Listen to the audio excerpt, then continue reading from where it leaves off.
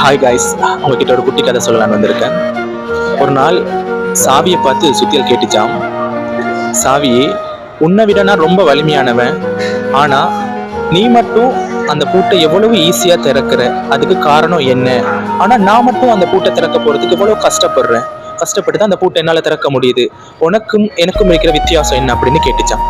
அதுக்கு அந்த சாவி சொன்னிச்சான், சுத்தியலே, நான் பூட்டனுடைய இதயத்தை தொடுறேன், ஆனா நீ அதை ரொம்ப கஷ்டப்படுத்துற.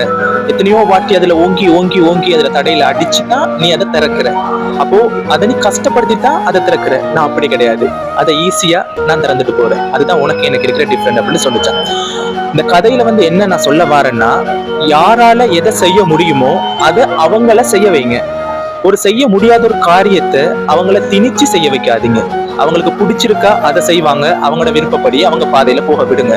அதை பிடிச்சி நீங்க அது பண்ண வேணாம் இது பண்ண வேணாம் அப்படின்னு சொன்னீங்கன்னா கண்டிப்பா அவங்க அந்த வழியில போக மாட்டாங்க. அவங்களுக்கு பிடிக்கிற அதே வழியில மட்டும்தான் அவங்க எப்பவுமே பயணிப்பாங்க. நீங்க எவ்வளவு அவங்களுக்கு சொன்னாலும் அவங்க அவங்களுக்கு பிடிச்ச வழியில மட்டும்தான் அவங்க.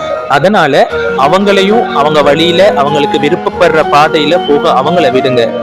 நீங்களும் உங்களுக்கு பிடிச்ச மாதிரி உங்க பாதையில நீங்க தாராளமா போங்க. யாரையுமே பிடிச்சி திணிச்சு எதுவுமே செய்யாதீங்க. Okay, thank you.